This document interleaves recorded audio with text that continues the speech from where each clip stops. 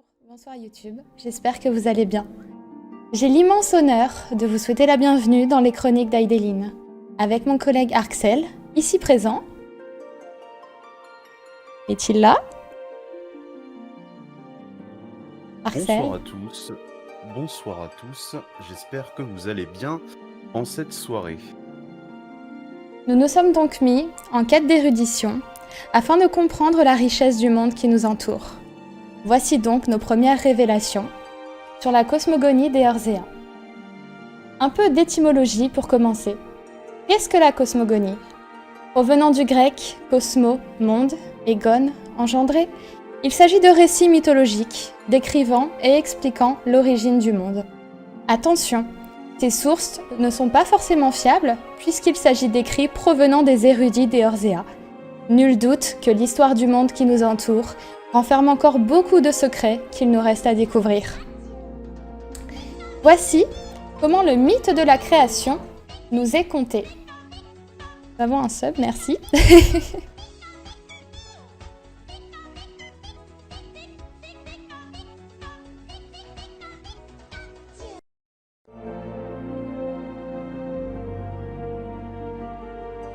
Je vais donc vous conter le mythe de la création. Au commencement, il n'y avait ni lumière, ni ténèbres, seulement une source. Ce n'est que lorsque Altik en émergea, dans son plus simple appareil, que le temps fit son premier pas. Le gardien possédait de la terre, et c'est avec ceci qu'il créa les royaumes terrestres et célestes. Altik ne demeura pas seul très longtemps. Une nouvelle présence émana de la source. Nimeya, qui n'était qu'un nourrisson, ne cessait de pleurer, et bientôt, ses larmes créèrent un vaste lac. Altik, trouvant enfin de la compagnie dans l'immensité du royaume de sa création, prit la jeune déesse sous son aile et s'en occupa comme de sa propre fille. Elle grandissait, et l'amour qu'ils se portaient l'un l'autre également, jusqu'à ce qu'il se conclût par un accouplement divin, duquel résulta la naissance de 2 filles, Azéma, le soleil, et Menphina, la lune, et, avec leur venue, le jour et la nuit furent conçus. D'innombrables cycles de lumière et de ténèbres passèrent avant que Taliak n'émerge de la source. Porteur de la sagesse et de la connaissance, il posa son regard sur l'immuable et silencieux lac laissé par les larmes de Nimeya, y creusant une rivière afin d'acheminer l'eau aux 4 coins du royaume. Azéma, emportée par la sagacité de Taliak, confia son amour à ce nouveau dieu et lui donna 2 filles, la première étant Limlaen, qui prit l'eau créée par sa grand-mère et l'emporta dans toutes les mers du monde. La seconde fille était Nofika, qui, seule et recherchant de la compagnie, créa ses propres compagnons, créant ainsi la vie sur terre. Ce n'est que lorsque la vie se répandit et que les mers furent créées qu'un nouveau dieu apparut, bien que les autres n'en surent rien, car la source demeurait silencieuse. Son nom était Auchon, et où il errait, de vertigineuses montagnes s'élevaient des plaines. Avec la formation de ces pics vint le vent froid qui descendait vers les mers chaudes et remontait vers les sommets, y apportant la vie qui était autrefois réservée à la terre et aux mers. Ces mêmes vents qui apportèrent l'amour dans le cœur de Limlaen, qui depuis aspirait à rester avec Auchon. Hélas, sa soif d'aventure les empêcha de demeurer ensemble, empêchant toute idée de procréation. C'était une période de grande création, mais aussi de grand chaos. Les montagnes d'Auchon s'élevaient et s'effondraient selon ses caprices. Les rivières de Taliak serpentaient çà et là, et les mers de Limlaen ne cessaient de s'étendre, absorbant des pans entiers de terre avant même que les dieux ne s'en aperçoivent. Pour restaurer l'ordre, Nimeya pria pour une puissante comète venant des cieux et lui donna vie, l'orientant vers le monde afin d'annihiler les excès de ses enfants, ramenant ainsi la paix et l'harmonie dans le royaume. Ainsi, pendant des jours et des nuits, le monde fut calme, les dieux satisfaits de l'ordre qui régnait désormais en maître. C'est alors que la source s'éveilla de sa torpeur et qu'il fit appel à 2 dernières déités, Birego et sa jeune sœur Alon. On craignait que les indomptables et ambitieux frères et sœurs n'apportent à nouveau le chaos sur le monde. Afin de s'assurer de leur discipline, Nimeya en fit rapidement des pupilles de Ralgr, le destructeur. Bâtisseur par nature, Birego renvoya son nouveau tuteur qui ne pouvait que lui enseigner la destruction, choisissant à la place de passer la plupart de son temps sous l'enseignement de Taliak. L'érudit confia à son élève enthousiaste les connaissances pour forger les outils et techniques nécessaires à la création. Bien que plus attentive aux enseignements de son nouveau père, Alon, également, grandit, impatiente de pouvoir tester sa force. L'opportunité se présenta quand Auchon invita la jeune déesse à l'un de ses voyages. Durant ceux-ci, l'ambition d'Alon se transforma peu à peu en une soif de bataille, désireuse de se mesurer à chaque créature rencontrée, perfectionnant ses talents et mettant au point de nouvelles techniques pour tuer. Lorsque Nofika, la mère de la vie, apprit la volonté de destruction d'Alon, sa colère fut immense, et elle jura de se venger.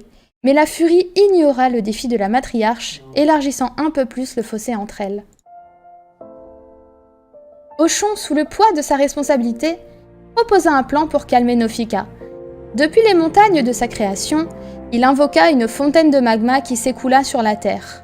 En refroidissant, ce magma prit la forme du 12e et dernier dieu, celui aux 2 visages, Naltal. Grâce à lui, Auchon put fournir un dieu pour veiller sur les âmes qui rencontrèrent la mort et leur donner le repos dans l'au-delà. Rassurée que ses créations n'erreront plus sans but dans le néant, Nofika accepta une trêve avec Alon. Avec la venue du 12e et dernier dieu, le panthéon fut complet, mais avant qu'ils ne purent apporter la touche finale à leur toile, ils désirèrent un domaine dans lequel ils pouvaient résider et veiller sur leur création. À cette fin, ils créèrent 7 cieux, puis se retirèrent, léguant Eorzea à l'humanité.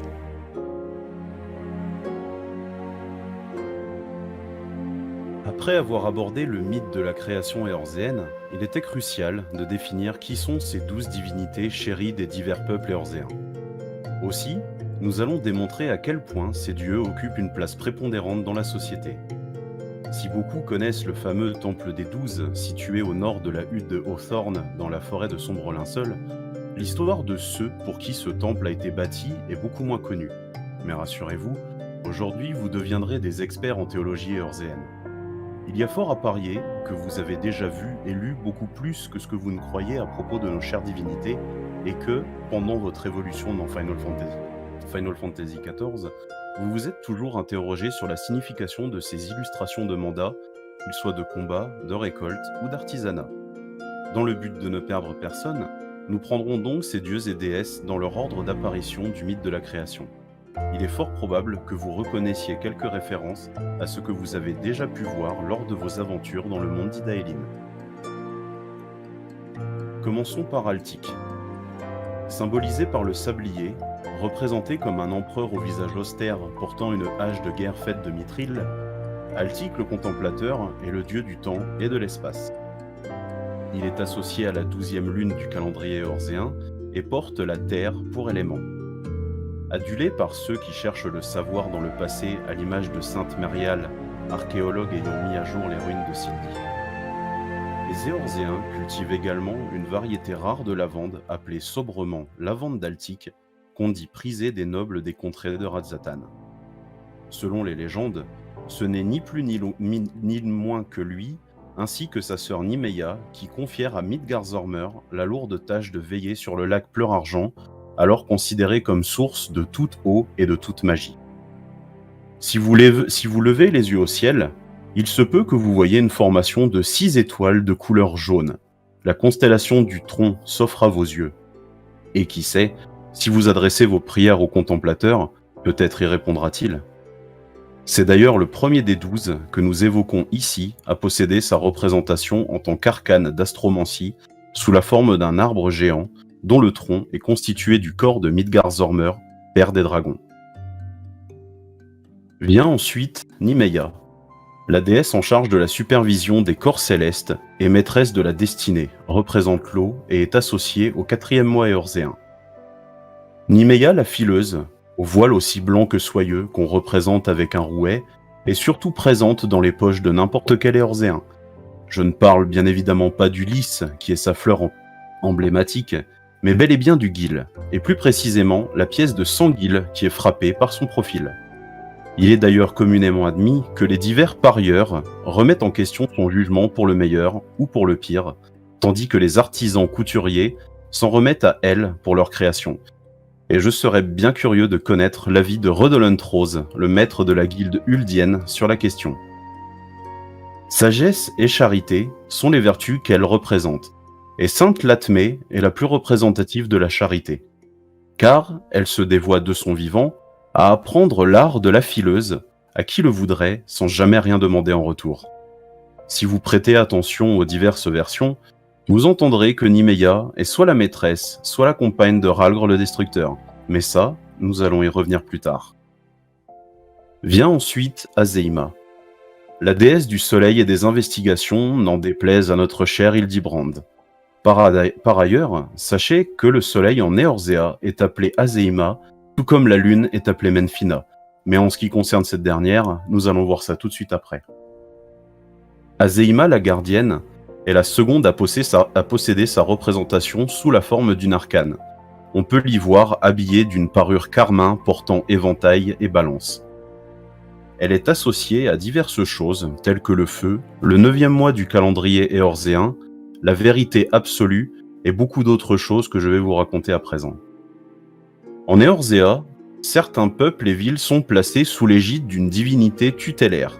Azéima, dans son cas, est autant la divinité vénérée par l'ancien peuple béladien dans le Tanalan, mais également par les tribus de Mycoses solaires qui comptent parmi ses plus nombreux dévots. Parallèlement à ça, de nombreuses représentations d'Azéima existent dans le Tanalan, que ce soit au viaduc, où une statue peut être vue, mais également dans le temple enseveli de Karn qui recèle de sa symbolique. On l'a dit, fervente amatrice de roses, et c'est de par ce simple fait qu'une variété nommée rose d'Azéima est cultivée et chérie par toute personne se voulant fervente de la déesse. Fait aussi notable qu'intéressant, certaines divinités du culte des 12 étaient vénérées également en dehors d'Eorzea. Sur le continent de Meracidia, des symboles d'Azéima pouvaient être observés ornant divers lieux de culte. Azéima en fait partie, et histoire de ne pas vous divulguer quoi que ce soit, ce fait notable serait confirmé par l'existence d'un certain Azim, divinité tutélaire du peuple Raen. Norvélo est l'un de ces deux saints les plus représentatifs, car elle repoussa un assaut de bandits sur un camp de pèlerins dont un fut pris en otage, et malgré ses nombreuses blessures, elle partit à la poursuite des bandits pour finalement ramener l'enfant au camp, succombant à ses blessures en même temps. Beaucoup de mystères planent encore à l'heure actuelle sur Azéima, mais pour l'heure, nous n'en dirons pas plus. Vient ensuite Menphina. Après la déesse du soleil, vient la déesse de l'amour et des lunes jumelles. Et oui, les lunes jumelles, car rappelons-le, à l'époque, Dalamud était encore en orbite autour de la planète, mais pour Dalamud, nous allons en parler un peu plus tard.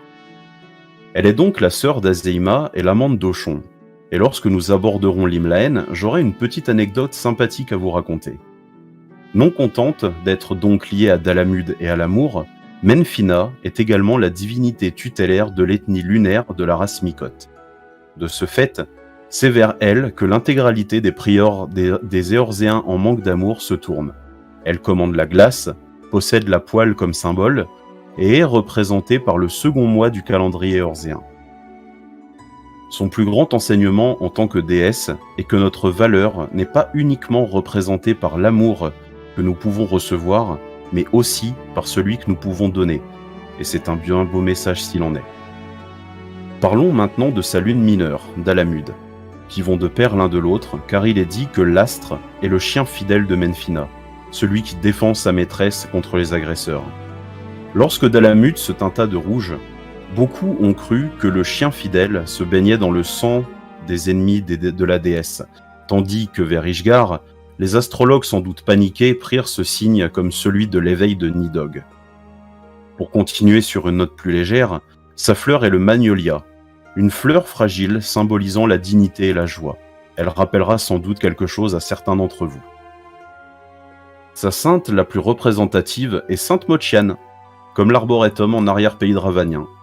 Toujours est-il qu'il fut un temps où les alchimistes, en échange d'une large contribution au trésor royal, furent autorisés à avoir la main mise sur la plupart des réactifs alchimiques et, dès lors, les prix grimpèrent jusqu'à ce que le peuple ne fût plus en mesure de s'offrir des soins basiques, mais vitaux. Mochian, ne l'entendant pas de cette oreille, utilisa le savoir de sa grand-mère pour cueillir des herbes curatives et les apporter en secret aux malades, au nez et à la barbe des gardes qui ne virent dans son panier que de simples bouquets de fleurs. Ainsi, la bienveillance dont elle fit preuve l'éleva au rang de sainte. Voilà maintenant ma divinité favorite, Taliak l'érudit, seigneur des rivières et de la sagesse, dieu du savoir avec un S majuscule. Et ce n'est pas par hasard qu'il a été choisi par les Charlayanais pour en faire leur figure de proue et divinité tutélaire. Il est associé à la 3e lune du calendrier éorzéen et commande l'élément de l'eau, tout comme Nimeya. Il est également le père de Limlaen et le professeur de Birego. Il est représenté sur les cartes d'astromancie comme un érudit, un savant plutôt, pour ne pas créer de confusion avec la classe du même nom. Il porte avec lui l'aiguillère, une sorte de pichet à bec et anse, d'où coule la rivière de la connaissance. Et c'est en son honneur qu'une rivière porte son nom en arrière-pays dravanien. Quoi de plus normal lorsqu'on sait que l'ancienne colonie charlayanaise s'était établie là-bas en temps de paix. Si nous savons que son symbole est le parchemin, parlons d'un symbole moins connu qui est le nautile, ce coquillage présent sur le drapeau charlayanais. On raconte que lorsque Taliak versa les eaux de la connaissance dans la rivière, ce coquillage en forme de spirale en devint le gardien. Sa plante est le doigt de Taliak, qu'on utilise majoritairement dans les potions pour son effet coagulant, un effet très utile pour soigner les grands blessés. Histoire de ne pas mettre que des humains dans les saints, laissez-moi vous conter l'histoire de Saint Tataroun. Il était une fois un gobu d'une taille remarquable et au tempérament violent qui terrifiait les marchands et, inévitablement, les réserves des villages commencèrent à s'épuiser. Refusant de risquer la vie de ses gardes, le seigneur local étant bien trop couard pour résoudre le problème, c'est là qu'intervint Tataroun, un marchand kikirne, qui décida de s'utiliser lui-même comme appât pour attirer la créature dans une série de pièges avant de faire s'écrouler un entrepôt sur le gobu. La sagesse dont fit preuve Tataroun l'éleva au rang de saint depuis ce jour. Maintenant vient Limlaen, et restons dans la veine des divinités tutélaires encore une fois pour parler d'elle. Décrite comme une pêcheuse assez forte, portant un harpon à longue lame, elle commande l'eau et veille sur la cité de Limsa Lominsa. Elle est la déesse de la navigation, et pour cause, lorsque le Galadion voquait sur les flots, on dit que c'est Limlaen elle-même qui a guidé les marins et leurs familles jusque dans la Nocéa pour trouver une terre habitable et fonder une cité-État il y a 700 ans maintenant. Son symbole est la vague, et elle est associée au 5e mois du calendrier éorzéen. Voici maintenant la petite anecdote en lien avec Limlaen et Ochon que nous verrons bientôt. Il est dit que lorsque les 12 marchaient encore sur la terre avant de se retirer dans leur palais céleste, Ochon observa un jour Limlaen prendre son bain. Furieuse, la navigatrice lui lança des dagues pour punir son voyeurisme, dagues qui finirent par échouer dans l'océan. Ces dagues se changèrent alors en poissons, dont les nageoires rappellent la forme de ces dagues utilisées par Limlaen. Le poisson en question est sobrement appelé sabre de Limlaen. Comme vous pouvez le voir, point de fleurs pour Limlaen à qui on attribue bien volontiers en revanche l'abondance des produits de la mer. Et en parlant de ça, connaissez-vous l'histoire de Sainte Diata? Un jour, un lac situé non loin des marais de Yaphaem vint à commencer à manquer d'une espèce de poisson qu'on trouve dedans, la loche cuivrée. Rapidement appelée sur place à la rescousse, Diata ne mit pas longtemps avant de constater le problème. Dans les filets se trouvaient des loches adultes, mais aussi des jeunes ainsi que des femelles en gestation. Elle donna une leçon aux pêcheurs sur le miracle divin de la vie, puis mit au point une toise pour que les pêcheurs sachent quelle prise garder et lequel relâcher, tout en leur interdisant de pêcher pendant la saison des amours. Il ne fallut pas plus de quelques étés pour que la surface du lac grouille de poissons. Révérée pour sa piété, Diata fut élevée au rang de sainte de Limlaen. Nous allons maintenant passer à Nofika. Le doux sourire du soleil et la fraîcheur de l'étreinte du vent, je vous envoie. Pour faire mûrir vos fruits et répandre vos graines, et les fournir à ceux qui vous soignent. Le doux sourire du soleil et le souffle frais du vent, et nourrir ceux qui s'occupent de vous. Cette petite chanson est l'une des favorites des fermiers et des récolteurs qui adressent leurs prières à Naufika, la matrone, tout naturellement associée à la terre, pourvoyeuse des sols fertiles et des cultures, déesse de l'abondance. Naufika est la divinité tutélaire de Gridania. Associée au 11e mois du calendrier, elle est la fille d'Azema et la plus jeune sœur de Limlaen. On peut la voir représentée comme une fermière enjouée, munie d'une faux en acier, tandis que l'ordre des deux vipères la représente comme une guerrière sylvestre, brandissant lance d'une main et arc de l'autre. On lui consacre un festival tout particulier, qui est le festival des moissons, ainsi qu'une danse toute particulière qui, selon les dires, ne doit surtout pas être faite avec des intentions agressives, sinon les conséquences seraient terribles pour les récoltes à venir. Il existe une variété de gui pleine de vitalité, poussant en enserrant les arbres. Cette variété est appelée gui de Naufika, et on lui prête des propriétés telles qu'il fait partie des ingrédients entrant dans la composition de potions de soins. On retrouve également une autre marque de ses bienfaits sous la forme d'une immense racine appelée l'oubli de la mer. Située en forêt centrale, cette racine aurait été oubliée de Naufika, puis poussa jusqu'à former un passage entre la partie basse et haute de la forêt. Lorsqu'on évoque les saints de Naufika, l'exemple le plus marquant est celui de Sainte Haleine, qui vint un jour au beau milieu du village, animée par une rage indicible, elle qui était pourtant d'une nature très calme. Les villageois, impressionnés, l'écoutèrent et prirent la fuite vers les cultures, et alors que le dernier villageois rejoignait les champs, une tornade dévasta le village. Son zèle fut tel qu'elle sauva ses semblables, et grâce à cet acte, elle fut élevée au rang de sainte. Parlons maintenant du frère de Naltal, amant de Menfina et compagnon d'Alon. Ochon le vagabond, choisi pour garder la cité de Nîmes et dont un palais a été érigé en son honneur. Ochon est le seigneur des montagnes, ainsi que le dieu des vagabonds et autres errants des terres. Commandant l'élément du vent, il est associé au 6e mois du calendrier éorzéen et son symbole est le bâton de marche, ce qui n'empêche pas de le représenter sur l'arcane de la flèche comme un simple rôdeur muni d'un arc. Vous avez jusqu'à présent entendu bon nombre d'anecdotes sur un ton plutôt léger, mais désormais, laissez-moi vous expliquer une coutume assez répandue lorsqu'un voleur se fait attraper. On appelle ça le doigt d'Ochon et il consiste en une punition très simple. Un certain nombre de doigts sont coupés au voleur, dépendant de la valeur totale de la marchandise volée. Mais ce n'est pas tout.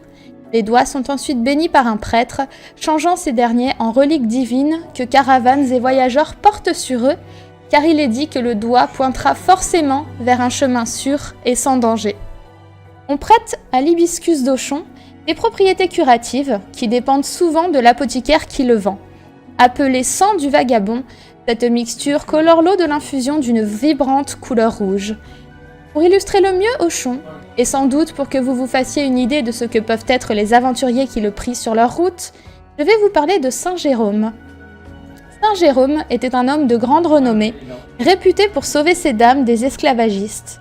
Et lors de ses voyages, ce n'était pas en compagnie de combattants farouches et rompus au combat qu'il voyageait, mais plutôt avec des gens maîtrisant des compétences qu'on pourrait trouver inhabituelles pour des voyageurs, pêcheurs, cuisiniers.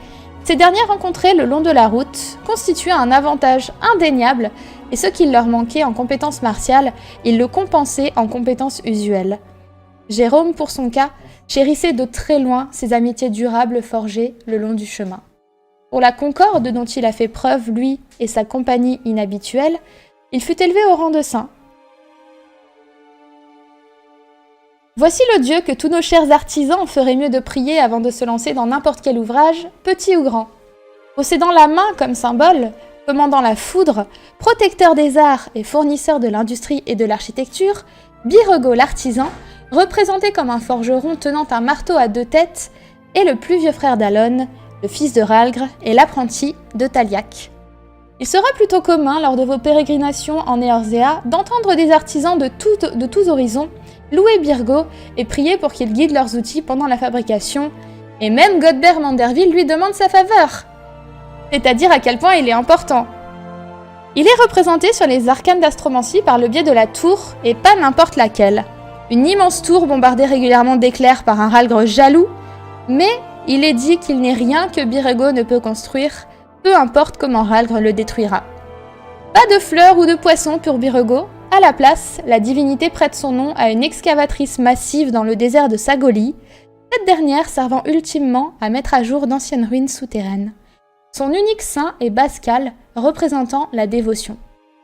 On raconte dans son Haut fait que Bascal, alors capitaine d'une troupe chargée de défendre sa ville contre l'envahisseur, vit naître la peur dans les yeux de ces hommes qui brandissaient leurs boucliers pour faire front. Bascal eut à ce moment une idée lumineuse. Il se dévêtit et se plaça devant ces hommes médusés, chez qui la peur n'existait alors plus. Ils se battirent pour défendre leur capitaine dans le plus simple appareil et finirent par repousser l'envahisseur. Je vais maintenant vous parler de Alone, la conquérante, déesse tutélaire de la sainte cité d'Ishgard et de la guerre. On l'associe à la glace et au premier mois du calendrier éorzéen. Elle est représentée comme une guerrière farouche, portant un bouclier de bronze et brandissant entre 1 à 3 lances, ces dernières représentant son symbole. Peu de choses sont connues de Alone, mais nous allons évoquer son conflit avec Nofika, car entre une déesse prônant la vie et une autre prônant la guerre tout en sachant qu'elle est la fille de Rhalgr le Destructeur, il y avait fort à parier que les deux divinités ne s'entendraient pas du tout. Elle possède cependant un côté plus doux et adore particulièrement la gerbera dont une variété portera son nom plus tard. Un document existe en Ishgard et qui se nomme l'Enchiridion. C'est un livre qui contient ses enseignements, à l'image des versets de Naltal que nous verrons après, et il y a fort à parier que chaque templier de la Sainte Cité suit ses enseignements pour se démarquer et s'illustrer au regard de la conquérante.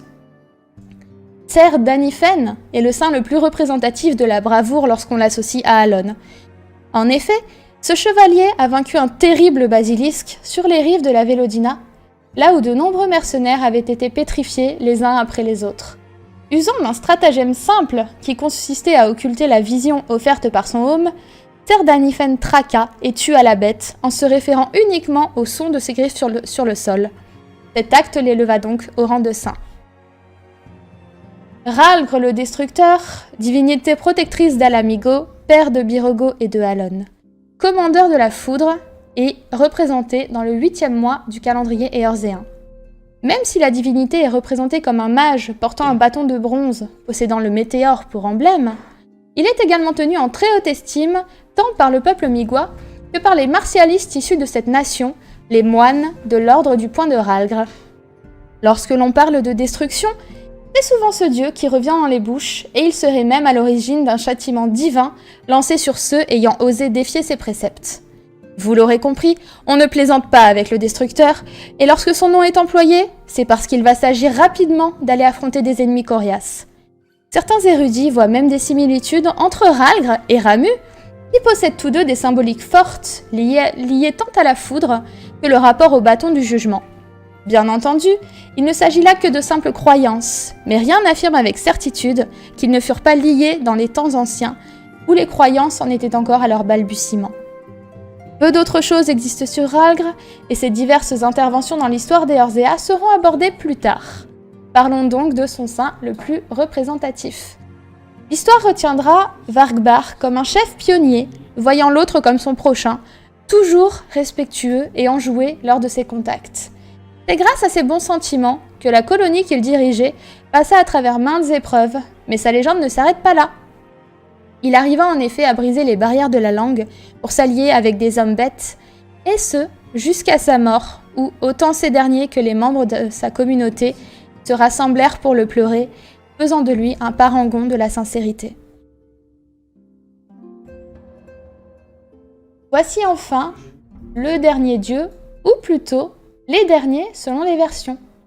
Frère d'Auchon, affilié au feu et au 10e mois d'Eorzea, gardien de l'au-delà et de la cité d'Ulda, dieu du commerce, voici Naltal les marchands. Figurant parmi l'un des rares à posséder une statue pour le représenter, on pourra le voir bien souvent porter une balance, tandis que son symbole est le cori, une ancienne monnaie utilisée dans les temps jadis où le gil n'était pas encore adopté comme devise en Eorzea. Nous avons donc un dieu à deux facettes, Nald gardant les enfers, Tal les paradis, Et ceux qui croient à l'après-vie ont pour coutume de faire de généreuses donations à l'ordre de Naltal afin de s'attirer ses faveurs. Il représente ultimement la dualité en toute chose, et c'est bien l'anguille de Naltal qui représente cet aspect. Cette variété de poissons a pour coutume d'échanger de partenaires pendant la saison des amours, faisant de ce poisson un objet de rituel. Concernant les dévots de Naltal, ils étaient répartis entre deux pôles avant le 7e fléau, mais maintenant il n'y a plus que l'ossuaire d'Arzanet qui occupe le rôle de Vénérétal, et pour ce faire, les occultistes s'instruisent des enseignements du dieu aux deux visages à travers des versets de Naltal. Son saint le plus représentatif est Adama Landama, comme l'église du même nom. Il est loué pour sa munificence, ce qui signifie la grandeur dans la générosité, et pour cause, Adama Landama était réputé comme un marchand charitable, certes, mais il n'a jamais marchandé quoi que ce soit lorsqu'il s'agissait d'acheter telle ou telle marchandise. Mieux encore, il partait souvent muni d'un panier pour acheter ce qui lui faisait plaisir, et par ce simple fait, il attirait toujours plus de marchands dans son secteur.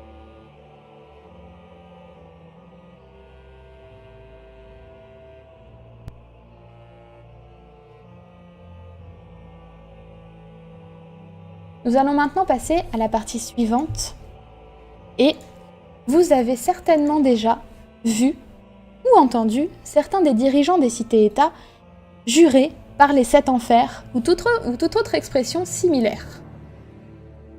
Chaque dieu et déesse du Panthéon est associé à un des 6 éléments qui composent l'énergie éthérée: le feu, l'eau, le vent, la glace, la foudre et la terre. Lorsque les 12 eurent terminé leur travail pour façonner Eorzea, ils ont par la suite créé les cieux, d'où ils pourraient veiller sur leur création. Le résultat de cette ultime création fut représenté par 6 paradis, chacun possédant l'énergie astrale d'un élément, ainsi qu'un 7e ciel qui régnait sur tous les autres. Par effet miroir, 6 enfers, associés aux aspects ombraux des mêmes éléments, furent créés. Bien que quelques sectes des 12 ont une vision différente de l'au-delà, la plupart considèrent que les bonnes personnes auront accès aux portes du paradis, alors que les pécheurs sont condamnés à un châtiment éternel dans les enfers. Une croyance qui fut popularisée par un célèbre théologien de la 6e ère astrale est qu'à la mort d'une mauvaise personne, il va sombrer dans l'enfer correspondant au péché qu'il aura commis. Après avoir enduré une éternité de tourments pour expier ses péchés, il devra alors voyager par-delà les 5 autres enfers et assister au péché de ses frères avant d'arriver devant la porte du 7e enfer. Là, son cœur sera alors pesé. S'il porte le fardeau de la peine et de la rédemption pour ce qu'il a fait, il sera alors envoyé au paradis. En revanche, si son cœur demeure léger, il sera condamné à souffrir plus encore dans le 7e enfer. Voici donc les 6 paradis dont nous parlons. Le paradis du feu.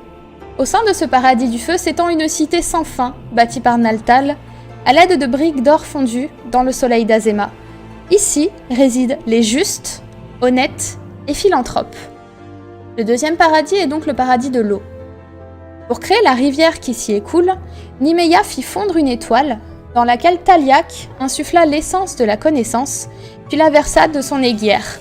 Ici résident les érudits, les inventeurs, les professeurs et les entrepreneurs.